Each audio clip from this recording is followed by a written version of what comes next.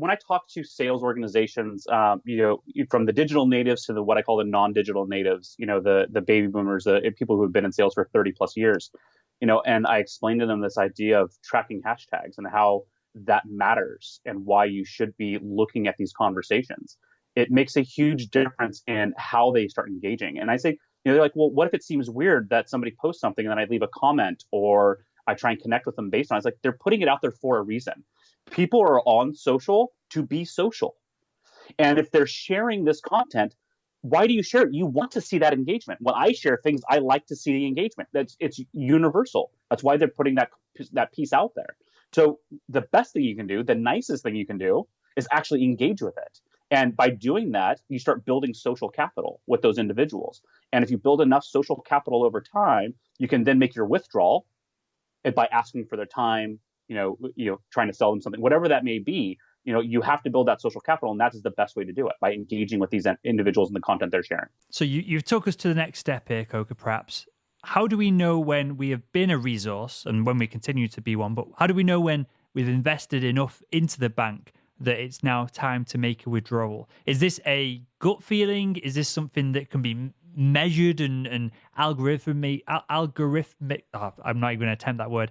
We can use algorithms to suss it out and give us a ping when it's ready, when we've built enough rapport with someone through social. Is it a gut feeling, or is this something that we can use math behind to find out when we make that ask?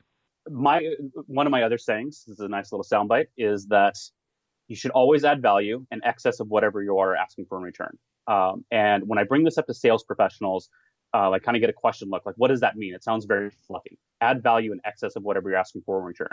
And I say this: anybody who has been in sales has had the pricing conversation where a buyer has said, whoa, hold on, maybe it's sticker shock, maybe it's something along those lines where you give them a proposal and it's a $40,000 product, $50,000 product, whatever it may be. And they look at it and say, oh, wait, hold on, that's really expensive.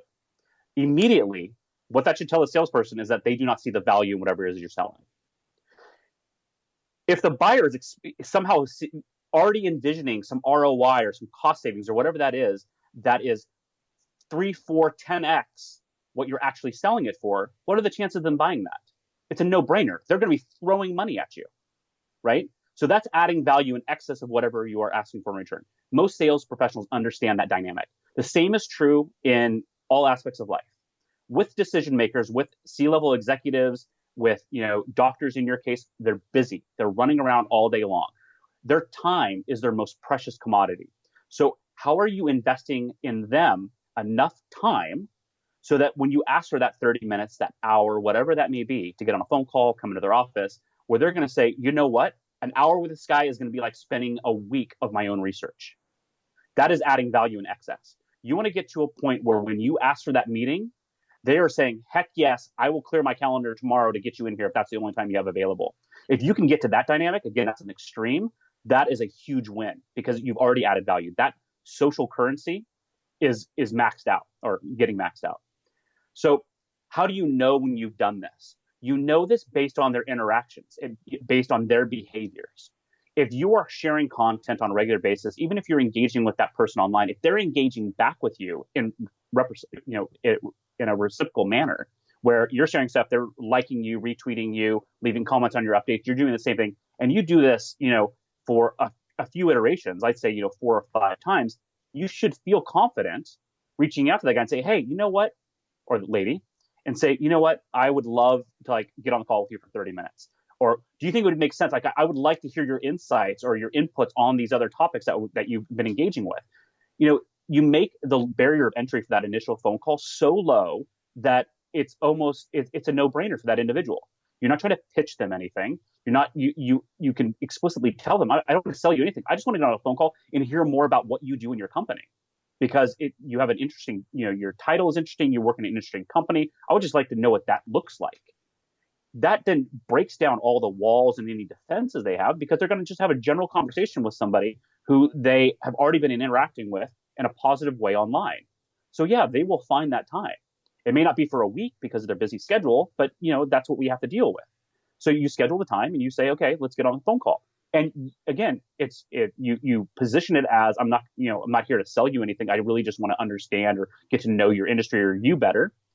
And that is what that initial phone call is all about.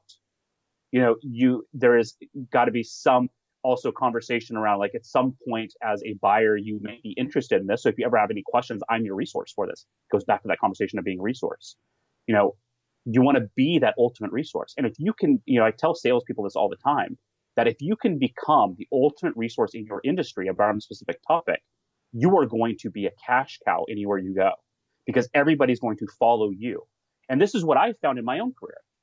I became a massive resource for sales professionals on how to leverage LinkedIn, Twitter, other social networks, on how to be effective and find new buyers and connect and engage with them. And because of that, I rarely, I think as a formality, I still have a resume, but I haven't had to actually use a resume for the last decade, because people just know me as that ultimate resource. And when I was in sales, people were coming to me. I created my own inbound funnels because everybody was like, so my background in sales, I started in the disaster recovery backup software, totally unsexy industry, a commodity in most cases. But my goal was to become this ultimate resource in the backup industry. So I just started sharing content day after day around best practices and ways to do, mirroring these backups and how to do offsite backups and what that rotation looks like. And I was the only person that was breaking it down to the layman's terms, because everything I found was technical documents. And most individuals, maybe as a CIO or something like that, like, you want the technical stuff, but that's heavy reading. You want to break this stuff down so that anybody can understand it. And that's what I started doing. And because of that, I became this resource for at the enterprise that were trying to find ways to, protect themselves from this risk of losing data. And because of that, I figured I stepped into something interesting, and I just started using that exact same model throughout my entire career. How do I become a resource for whatever it is, the industry that I'm selling into?